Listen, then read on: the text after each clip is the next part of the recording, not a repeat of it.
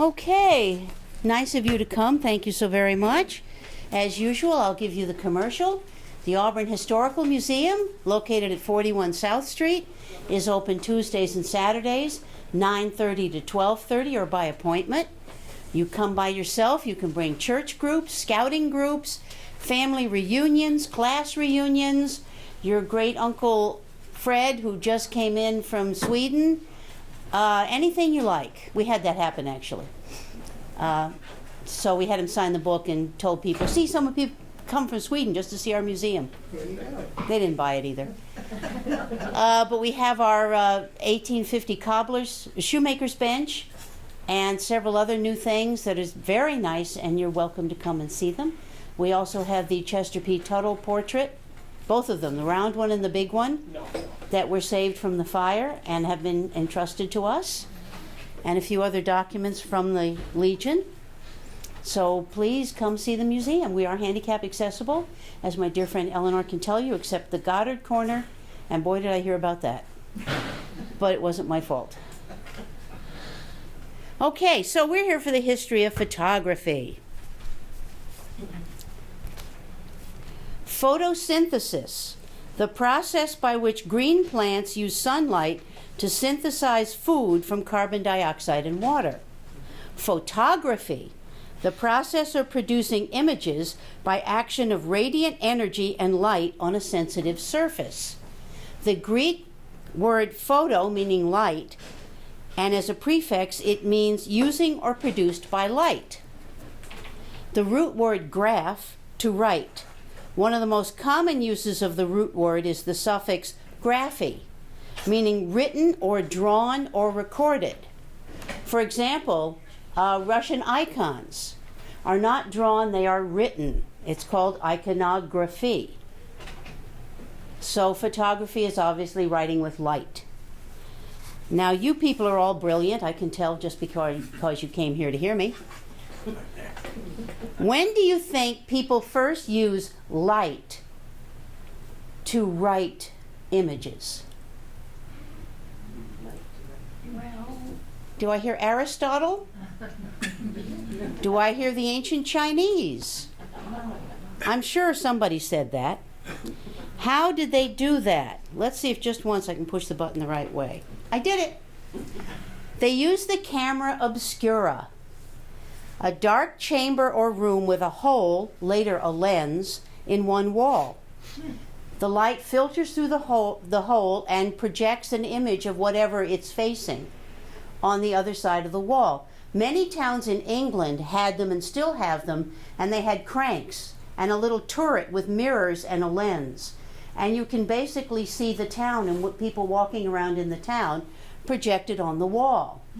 I went to one in Edinburgh 2 years ago, and it was a long line to get up there, and it was, they had a lens that projected the street scene on a big table in front of you. Well, big whoop, who cares about that? On the other hand, it's 175 years old. They've been doing that for 175 years. What they used to do, and this is the older version, is they would use the light and mirrors to bring the image in, and then they'd trace it. It was a great way to draw buildings and to do other things. So in 1727, German professor of anatomy Johann Heinrich Schultz proved that the darkening of silver salts was caused by light and not heat.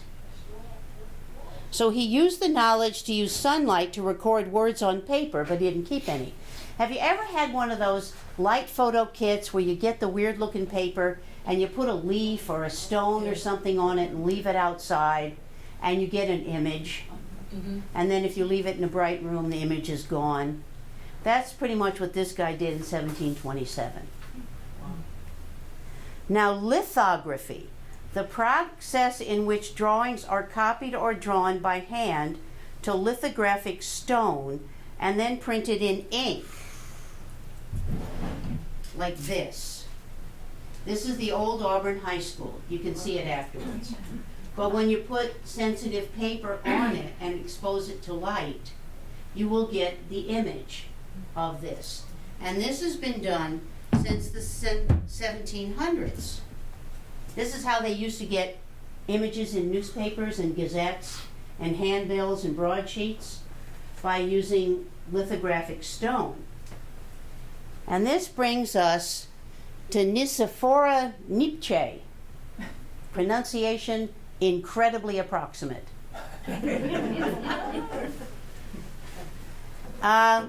He was an amateur French inventor. He created a way light could draw the pictures. He used a light-sensitive solution with a type of asbestos and lavender oil. I don't even want to think what it smelled like. He used it on an engraving like this and would expose it for several hours. He'd have the paper soaked in the stuff, put it on the engraving, and he came up with that. And he got a permanent, accurate copy of engraving, called the process heliography, sun writing or sun drawing. So in 1822, he put the engraving onto, he tried lithographic stone, he did it on glass, he did it on zinc, and after 1826 he used pewter plates. And the pewter plates worked really well for him. So he used a camera obscura in 1826, fitted with a pewter plate, and he exposed it to light. And we got the first photograph in 1826. It was an 8-hour exposure, and it is the courtyard outside his window. And you can see the, does this work? Oh, look. No, it does. Well, sort of. It works everything but on the screen. See? Well, if I had a cat here, I could entertain the cat. But you can see the turrets, and I think that's a tree or a shrub or something. And he worked on it some more and strengthened the solution. And in 1826, he did a 3-hour sitting Cardinal d'Amboise. Sat there for 3 hours. And that is the first photograph of a human being. Then he took the pewter plate and etched it from that to form a real photograph. Now this is 1826, and he kept it to himself. If he had opened his big mouth and told people, and somebody brought it to America, we could have one of those of Thomas Jefferson and John Adams. But he kept it to himself. But anyway, here you are with the first portrait of a human being. Now, and which is pretty cool. And he made bunches of prints from this. And this was pretty good for a couple of years. But then he got friends with a scene painter for the theater. And this scene painter used to make big paintings, 45.5 feet by 71.5 feet on thin paper. And he'd use those as backdrops for plays with lights behind them. And he could use shadow puppets, he could have people walking behind it. And this was a fella, his name was Louis Jacques Mondet Daguerre, the inventor of the daguerreotype, with his picture as a daguerreotype. He used the camera obscura method, and he worked with Nietzsche. His first picture was in 1830, which is 3 years after Nietzsche had died. It showed a latent image on a plate of iodized silver, and he developed it by exposure to mercury vapor. Mercury vapor is poisonous. You can die for your art. A lot of photographers, Rich Hedden, close your ears, do the darndest things that are incredibly dangerous. How are we going to play with this with photography? Let's use poisonous gas. I'm sure Rich would never do such a thing. But it's the artist in the soul that does this sort of thing. So finally, in 1837, Daguerre was able to fix an image. He used a solution of table salt and printed the picture on a silvered copper plate. Now, the thing in the background is either a hysterical rooster or a shrub. I'm not sure. But it's obviously, you know, it's a still life with half a bread and everything done out. And this is the first daguerreotype. And the second one, this is the first one to include people. There was traffic, but it was like a 5 or 6 hour exposure. And there's a shoe shine stand then. And he captured the shoe shine guy standing at his shoe shine stand. So this is the first sort of candid man on the street photograph in 1838. And that's the camera. The lens was created by Charles Chevalier. And obviously you take the little thing away from the lens and let the light in. But it still was quite the long process. I have a number of daguerreotypes, well, tintypes, cheap daguerreotypes here. And there's one where the lady is holding on to kind of a flagpole kind of a thing. I'll put it, you can come up and see it, but trust me. She's holding onto this like flagpole thing. Because you've got to sit there, even later on, for the better part of 10, 15 minutes. The main problem of early photographs was making them permanent. They either faded or vanished in the light. So in 1802, Thomas Wedgwood, yes, the son of the potter, Josiah Wedgwood, you were going to ask, made images on paper and leather, which was not permanent. Leather was not a good medium for photographs. But in 1833, Hercule Florence was French, obviously, and he was he made photographs. He worked with paper sensitized with silver salts to produce prints of drawings, and he called the process photography. And he was a professional photographer. What he wanted was prints of drawings and handwriting. So this is a copy of a diploma in 1839.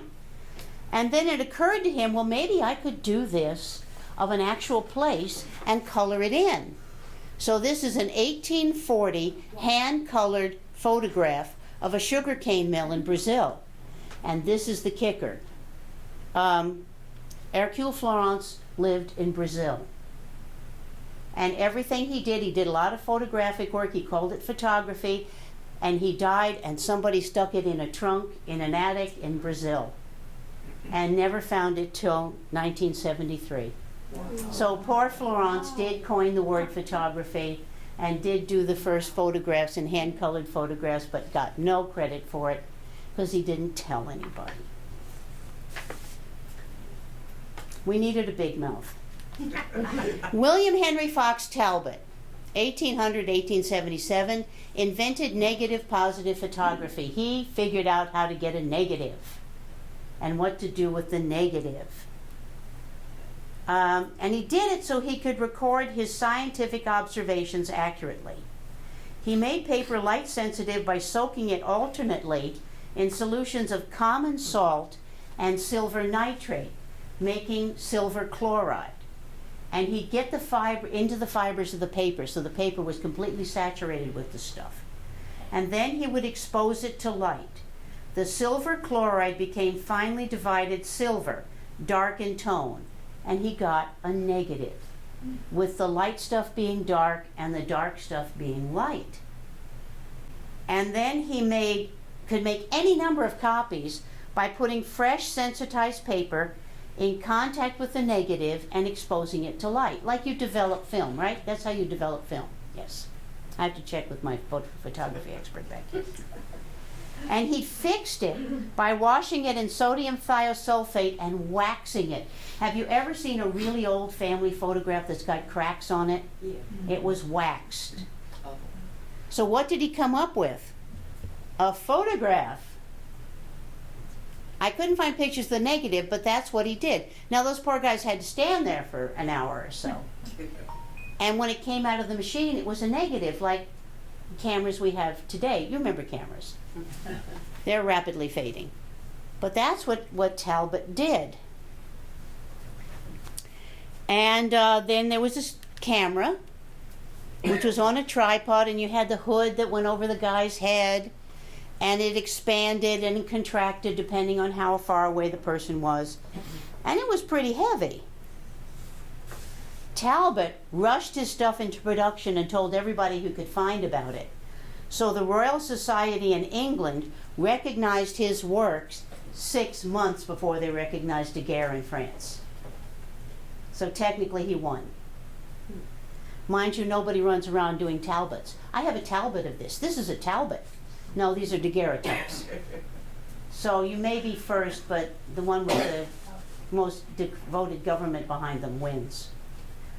But of course, you'll notice that there was no color. So at first, people were a little scared about these photographs. Is this going to destroy art as we know it?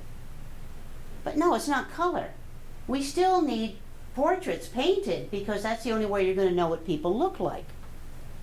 So photography was compared unfavorably with painting. And long exposure times. You really want to sit there for an hour, hour and a half? Because they had little brace things that went around your neck and you held your arms down and said, hi, I gotta sneeze. I don't gotta sneeze. Oh. This is why people look so miserable in old photographs. But once the daguerreotypes got out, before the end of 1839, people were rushing to buy daguerreotypes of famous monuments. They did the Holy Land, of course. They did the pyramids. They did the Greek ruins. There are some from Japan of little samurai kids standing there. Because this is what people want to see. What's life in the rest of the world? Paintings, poop. What is it real? The earliest known photography studio opened anywhere in the world was in New York City, March 1840. The first daguerreotype made in the United States was September 16, 1839, of St. Paul's Church in New York City, a 1-hour exposure. And I can't find a copy of it anywhere. I think St. Paul's has it and it's theirs. But the camera was a huge, clumsy box that was delicate. You drop it, you're screwed. By 1840, the leaving the street photographers could do it in 2 hours. 1841, they discovered a red light did not affect sensitized plates in the darkroom. They were using blind people to do these things because it had to be worked in absolute darkness with the fumes and the everything. So then they discovered you could put red glass around a lantern and you could develop your photographs anywhere, which was cool because, as I say, in the late 1840s, every city in the U.S. had a daguerreotype studio. But the small towns, they had wagons that would come through with little things that looked like outhouses built on them. That would be the studio, and they'd go in there with a red lantern and develop it. And for extra money, you could watch them do it. So, we needed more publicity. We needed somebody who was a real, I want my name out there. And who did we get? Matthew Brady. You're a little early, but you have the right thing. Matthew Brady studied under Samuel Morse code and all the stuff he invented, who pioneered the daguerreotype in the U.S. Now, Brady was the first photojournalist. The pictures from the Civil War were the first time anybody saw really what war looked like. And he took pictures of everybody who was anybody. No, he didn't. He stayed in his little studio near Washington, and he'd go photograph Lincoln. You want me to go photograph a bloody battle? Assistant. Most of the Brady photographs were done by his assistants, but Brady took all the credit. So he, either he or one of his people took this in 1849. This is the Alamo, 13 years after the battle. And they got it down to a 30-minute exposure. And of course, it hadn't been touched. It was a sacred place and still is in Texas. So he said, if people want to see battle sites and dead bodies, maybe they want to see famous people. Daniel Webster, Edgar Allan Poe. I like it with the skeleton. This is the very first president of the United States ever to be photographed. Doesn't he look like a cheerful fella? And he probably had to sit there like that for 30 minutes. John Quincy Adams, the son of John Adams. And again, Expression. yeah, well, you know, your father was John Adams, one of the most arrogant people on the planet. Talk about self-centered, God bless him. If you've ever been to Adams Museum in Quincy, he told them to save everything that was his because in the future people will want to see it. They even saved his underwear. So that's John Adams' son. Now, I don't know who this lady is, but I adore the hat. Now this one, Is that a bird on her hat? it almost looks like it, doesn't it? It's at least the wings of a bird. But she must have been somebody scary. She just looks scary. Now this next one is cool.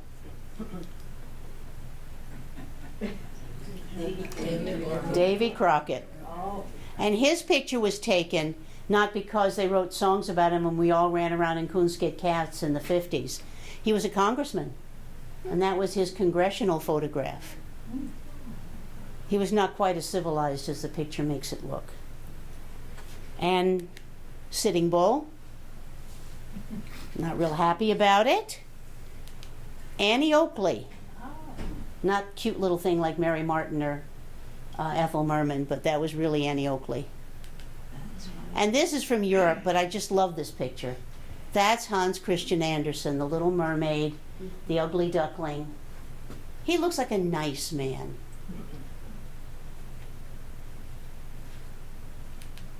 And that's Harriet Tubman.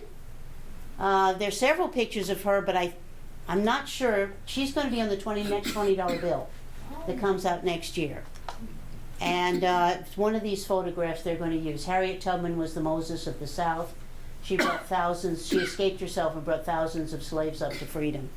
A very impressive woman who did come to Worcester on a couple of occasions to visit,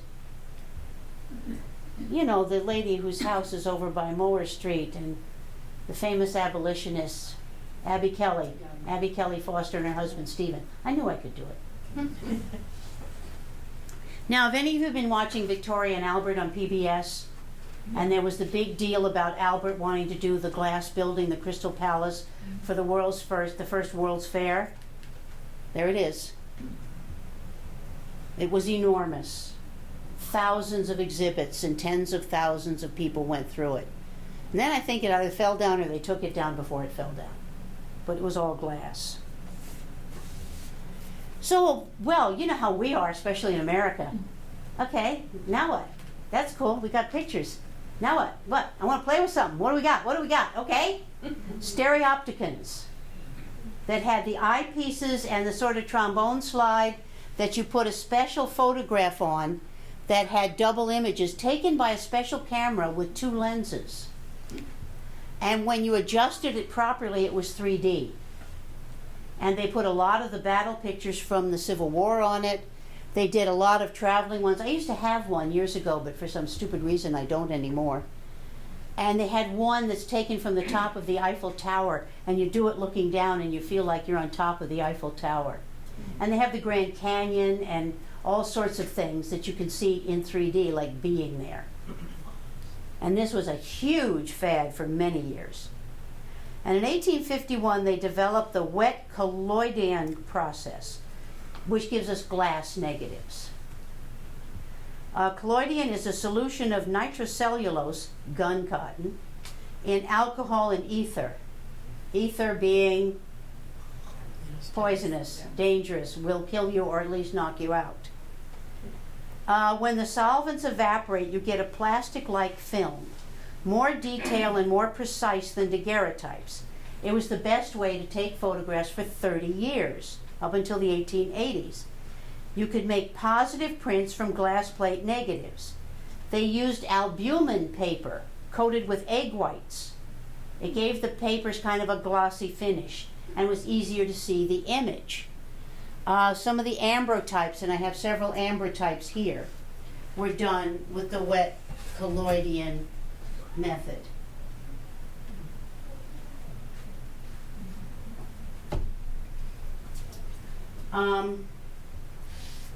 And it went really well. Amber types are positive images on glass. Now you had all of these glass plate negatives. You can't reuse them. You can't wash the image off. It's etched there permanently.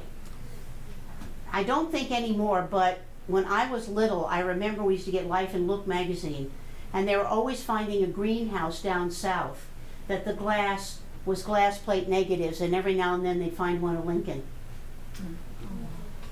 And that's what they did with them. They reused them for greenhouses. Because you don't want to put them in the house because you got somebody's face staring at you every time you look out the window. Tin types were the cheap variation of ambrotypes, emulsion coated on thin iron sheets and enameled black. And I have several tin types there that you're welcome to see. Popular in the Civil War. It was also a popular form of street photography. Want your picture done? You want your picture done? And you'd sit there for 20 or 30 minutes to do it. And they were often hand-tinted. Now this is from the museum. This is Peter Archambault, the great-great-grandfather of Don Labrie, an Auburn resident. And it was obviously hand-tinted and is the biggest daguerreotype or tin type anybody's ever, that I know of, has ever seen. They usually aren't that big. They're usually little things, like the ones I have here.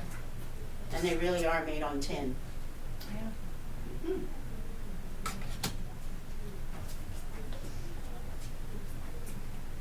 So, in the 1870s, they did a dry plate, and they experimented with that. And at first the picture fell off or didn't fix, and they weren't using the wet collodion. If you ever, some photographers, I don't know if they still do, but in the 50s and 60s, were still using the wet collodion method, and those things smelled funny. But the dry plate is prepared in advance, developed long after exposure, and it was the beginning of the modern era of photography. Dry plates were coated with a gelatin containing silver salts, 60 times more sensitive than the collodion. And it was invented by George Eastman. So the two main people behind modern photography is Daguerre and Eastman. But we have to remember Peter Houston, of whom there is no photograph. In 1881, he was a farmer in Cambria, Wisconsin. He was fooling around in his barn in the winter and invented the first roll film camera. He figured out how to treat the film and keep it in a long roll and roll it up. But he said, okay, I did that, and I'll go do something else. And his brother said, marketing, patent it, do something. I'm busy, you do it.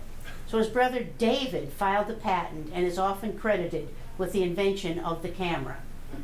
And he sold it to Eastman. So now you can have small handheld cameras and get instant snapshots. The invention of a new type of lens meant that you could get an exposure in 20 to 30 seconds. So, you know, stand still, wind up the film, push the lever down after you've lined it up, and you have it. In 1888, George Eastman introduced the Kodak camera. Kodak is a word that Eastman invented. I think it sounds a little bit like the shutter going, if you've had a lot to drink and you've been up a really long time. But he invented that word. The first camera in 1888 contained a roll of flexible negative material and took 100 pictures on a roll. Then you returned the camera to the factory, and they would send you in the fullness of time your pictures. Now, most photographs were hand tinted by artists. Some were painted in oils over albumen, early colors in the 1840s, but they faded fast. Our picture of Peter Archambault, he was Zouave, so there would have been a red hat with a blue or something tassel, depending on what his unit was, and there would have been a lot more color in it. But over the years, it has faded. They tried with chemicals. They tried with every way they could, and they couldn't get it. Oh, I'm sorry, first popular Kodak camera, which looks a lot like that one. And that's what the photographers used. And now we get James Clerk Maxwell, Scottish physicist, credited with the first durable color photograph. The big advances in color film were all made by physicists. I think that's interesting because they had to think about planes, you know, and think of a photograph as spreading out, and each level of the photograph, each microscopic layer was a plane that they had to figure out how to deal with. So James Clerk Maxwell did the very first color film, and what he wanted was to photograph his experiments. So he photographed, he was Scots, a tartan ribbon, and 1861, the very first color film that was preserved. You have to slap glass on them right away.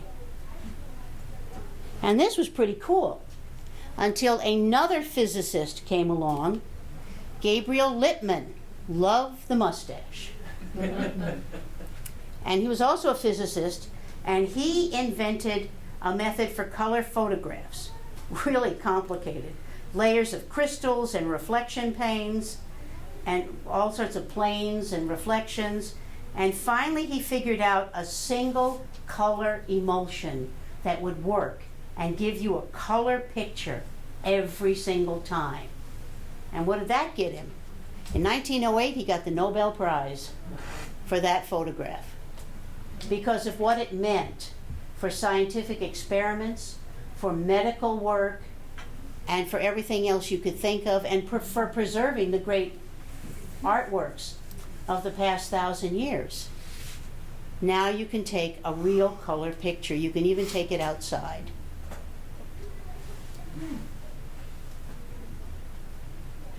And so obviously Eastman took it and ran with it, and he produced the first mass-marketed color film. It was much more expensive than black and white. I mean, I had a camera, I had the Brownie when I was a kid, and there was no such thing as color film for a Brownie for a very long time. And once it came out, it was a lot more expensive than what. So George Eastman wanted to take the first color picture that he took of something really precious and really important, Mark Twain. Oh, wow. And Twain died 2 years after this picture. And that is Mark Twain in all his glory in 1908. And that's the last photograph there I have to show you. I have a number of ambrotypes and tintypes here. After my father passed away, I found these in a trunk. There are 2 or 3 of them with names written on them. The rest of them have no names, and I've got no idea on God's green earth who they're photographs of, but these people are preserved forever. There's a school photograph of the most unhappy looking kids you've ever seen in your life, glaring at a camera. I had to dress up for this. I don't want to be here. There is not a happy looking kid in the bunch. I have some that I believe are my father. I think these may be my great-great-grandparents. I know that's my grandmother. There are a couple that are labeled, and that's my grandmother. I particularly like the agars, the mantelpiece and all the Rococo stuff. And this has the photographer's code number on it, and it was Sarah Smith, age 16, now Mrs. H. Winkler. So that is my grandmother, whom I never met. There's a cute little ambrotype of a kid playing with chickens. Not you. I think it might be my father, but I'm not sure. But he never expressed to me any love or affection for chickens. Except to eat them. And we have the obligatory little kid in the Chinese outfit looking miserable, taken by Gubelman in Jersey City. Well, my father was born in Jersey, but maybe it's him.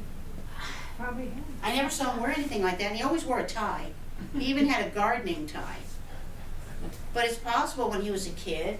And here's a great outdoors shot. I think it's my father looking miserable because he wasn't, I mean, he'd go out and garden, but, you know, he'd rather play with his trains in the basement, even as a grown-up. But anyway, these are all unlabeled photographs, and your guess is as good as mine as to who they are. But this is how photography evolved. From figuring out a way to show what's happening outside on a wall, to showing out a way to get a really weird black and white picture, to taking pictures with your cell phone. And now cameras are going to be obsolete. I remember very clearly in the early 70s, the first Polaroid that came out, and everybody being hysterical over, look at it, oh, you're supposed to wave it, wait, oh my God, it's coming, oh, look, there's Betty, oh my God, look, oh, there's Jack, oh, I'm in the background, oh my God, look. It was the most exciting thing in the world. And kids now think you're nuts when you talk about things. But it came instantly, yeah? Yes. But now you do videos. I mean, the home care vet was at my house yesterday giving everybody their shots and stuff. And she took a video of my dogs playing around and pouncing on her tech, who probably didn't thank her for it. And this is normal. And you see emails, one of my friends has emailed me something I can't access. I have no idea how to do it. But I'm sure it's something with her cats running around and destroying the car or something. But now it's instant. Everything is instant. But back then it was 8 hours. Oh, yeah. And you would have a picture of the Alamo. Oh. But you could take it to somebody in New York and say, this is the Alamo. It's not a painting, because even paintings, we've all seen paintings of George Washington and paintings of famous people, and they're all a little different, because each artist sees things differently. And you can even do that with photographs. Whenever we need something in town, I send Rich or Bob Bro to go make photographs of it for me, because I know they'll see it pretty much as a historian would see it, as opposed to, oh, the light's going to hit this and this. They know I want a historical photograph, and they managed to do that for me, and I'm grateful. I'm glad you mentioned the tins, because there's only two. My father, I'm 86, and my father died when I was 3. And there was one of my father. In fact, there were only 2 pictures of him I've ever had. Yeah. And well, I thought it was marvelous because it was tin. Well, the only picture I'd ever seen of my grandfather or my grandmother on my father's side was a picture when they were very old. Yeah. So I think my grandfather's there, and I think my grandmother's there, and they looked a lot different when they were very young from when they were very old. Yeah. But this is everything I have to share with you on the history of photography, and I hope you found it interesting. And feel free to come and look at what we have up here. The first color television came in. Ah, okay. Because my mother put something over the TV. Yeah, you used to have a thing that was blue on the top and green on the bottom.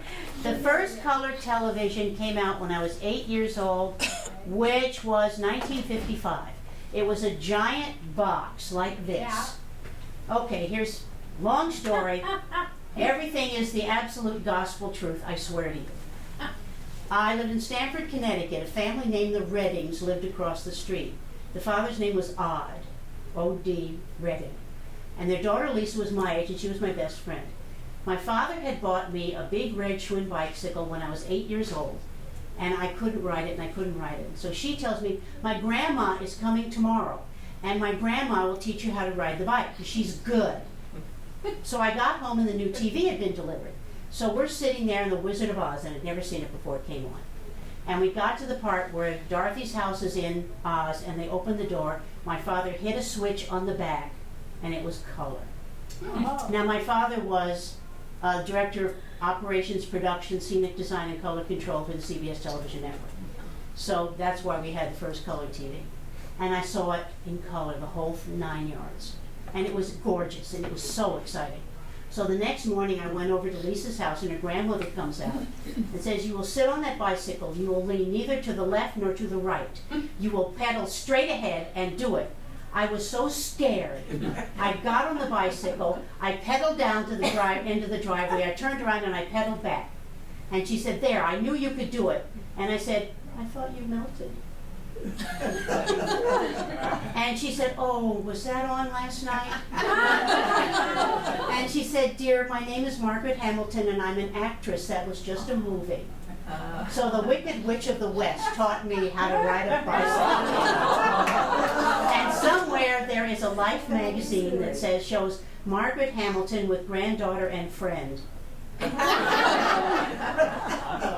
So, yeah, the first color television was 1955. It was funny because my mother did that to the TV, and all the neighbors on our street. Yeah, with the plastic layover Every thing. Wednesday night they will come piling. They sold those Yeah. and they attached by static electricity, but it was good if it was an outside show like Roy Rogers. Yeah. The grass was green and the sky was blue, but the minute they went in the house, the floor was green and the ceiling was blue. Or the top of Roy's head was blue. Yeah.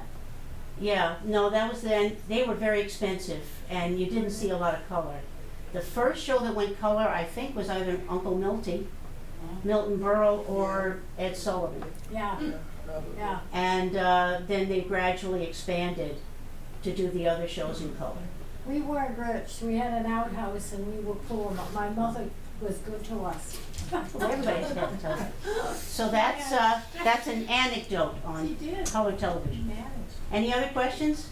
That's the only famous person I really ever interacted with much.